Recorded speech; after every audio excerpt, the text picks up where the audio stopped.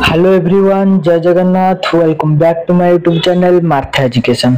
पिलामाने आमे पूर्व क्लास रे पढ़िथिले बयस संरचना और जन्म मृत्यु हार। आज देखिबा भौगोलिक संरचना, भारतीय समाज रे भौगोलिक संरचना। पिलामाने वीडियो स्टार्ट करबा पूर्व जदि आपण हम चैनल को नया कर विजिट करछन्ती ताहले चैनल को सब्सक्राइब करी बेल आइकन को प्रेस कर दियंतु, जहाँफल कि वीडियो नोटिफिकेशन आपन पाखे सहज पहुंच जाए। तो चलते पिला मैंने डेट न कर जल्दी जल्दी वीडियो करवा स्टार्ट।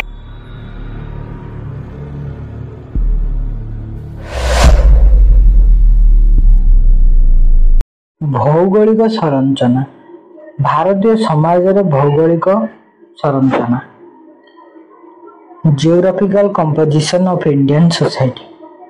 भारत एक महान बृहत देश। भौगोलिक विभिन्नता थाई मध्य काश्मीर ठारू कन्याकुमारी जाए विस्तृत। यह पृथ्वीर सप्तम बृहत्तम देश। जनसंख्या दृष्टि यह द्वितीय जनबहुल देश अटे समग्र विश्वर। तो पिला माने एटे द्वितीय हबनी, एटा प्रथम हब। एबे एटा प्रथम स्थान को पळे आछि। पिला माने मु तुमको आगुरु कहितली तमनकर बही रे जोड़ा देइथिबो तमने सेटा ही लिखिबो। तो बही जदि द्वितीय देइछि ताले तमने द्वितीय लिखिबो, बही जदि प्रथम देइछि ताले तमने प्रथम लिखिबो। मो जानिबारे बही रे द्वितीय ही देइछि, तो तमने एटा द्वितीय ही लिखिबो। भारत उत्तर रे हिमालय ठारू दक्षिण रे कुमारिका एवं पूर्व रे ब्रह्मपुत्र नदी ठारू पश्चिम रे सिंधु नदी पर्यंत विस्तार। पिला माने से कोन कहला, से कहला भारत उत्तर रे हिमालय पर्वत ठारू दक्षिण रे कुमारिका पर्यंत। से कहला उत्तर रे हिमालय ठारू दक्षिण रे कुमारिका पर्यंत, बा जोटा हमें कन्याकुमारी कहछे से पर्यंत, एवं पूर्वोत्तर ब्रह्मपुत्र नदी ठारू पश्चिम रे सिंधु नदी पर्यंत विस्तार। से कोन कहला ना, पूर्व रे ब्रह्मपुत्र नदी ठारू पश्चिम रे सिंधु नदी पर्यंत विस्तार होछि भारत। उत्तर पश्चिम दिगर हिंदुकुश और सुलेमान पर्वतमाला और उत्तर पूर्व दिगर आसाम रे गारो 80 पर्वतमाला अवस्थित। से कहया पिला माने यार उत्तर पश्चिम पिला माने कोडे जानि परथिबो।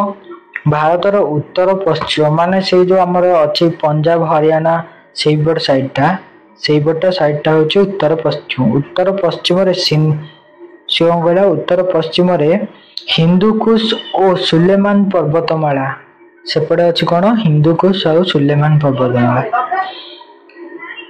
एवं उत्तर पूर्व रे कोन ना, उत्तर पूर्व दिगरे आसाम रे गारो और 80 पर्वतमाला। माने उत्तर पूर्व माने जो नॉर्थ ईस्ट पार्टटा रहला तार माने जो गोटा हमरा अछि आसाम, म्यांमार, त्रिपुरा, नागालैंड एगुड़ा जो सब अच्छी से पटे अच्छी कौन ना गारो 80 पर्वतमाला। पूर्व रे बंगोपसागर ठारू पश्चिम रे आरब सागर पर्यंत एवं दक्षिण रे भारत महासागर अवस्थित। यार क्षेत्रफल 32,87,263 वर्ग किलोमीटर। बुझिपाइल से कौन कहला ना, यार क्षेत्रफल 32,87,263 वर्ग किलोमीटर। यह विश्व क्षेत्रफल 2.6 भाग अटे। यार समुदाय 80 भागरु अधिक लोक हिंदू अटंती। भारत को प्रवेश करिथिबा गोष्ठी मानक मध्यरे आर्य माने प्रथम, परे परे पारसिक, ग्रीक शब्द कुशात, हुता, तुर्क, अफगानी और मोगल माने भारत प्रवेश करछंती। भारत एशियार ठीक केंद्र भाग रे अवस्थित। बुझिपाइल पिला माने से कोन कहला ना, यह विश्व क्षेत्रफल 2.6 भाग अटे। माने समग्र विश्व जदि 100 भाग होला तो ये होउची केते ना, सेथिरे 2 भाग केवल भारत पिला माने होउची 2.6 भाग बा 2.6 भाग अटे। बुझिपाइल। यार समुदाय 80 भागरु अधिक लोक एठारे हिंदू संप्रदाय अटंती बा हिंदू संप्रदाय ही अटंती। भारत को प्रवेश करथिबा गोष्ठी मानक मध्यरु आर्य माने होचंदी प्रथम। आर्य माने भारत को प्रथम आसिले, ताबरे पारसिक आसिले, ग्रीक माने आसिले, तुर्क, अफगान, मोगल एमि सब अलग अलग सब आसिले संप्रदाय लोक मान सब भारत को प्रवेश कले। तो भारत एशियार ठीक केंद्र भागरे अवस्थित, बुझिपाइल। से माने भारत एशिया महादेशर ठीक केंद्र मान ठीक मझिरे ही अवस्थित। एतिकी थिला तमर भौगोलिक संरचना।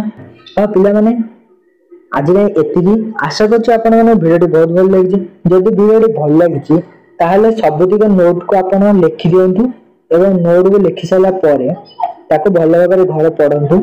आ जदि आपण भिडियोटी भल लागिछि ताहले भिडियोटी को लाइक करी, कमेंट करी एवं शेयर बटन में क्लिक करी अपन सांग साथी पाखु शेयर कर दियंतु, जहा फल कि सेमाने भी उपकृत हो पारिबे। पिला आज एतिकी रहली। जय जगन्नाथ। देखा नेक्स्ट क्लास।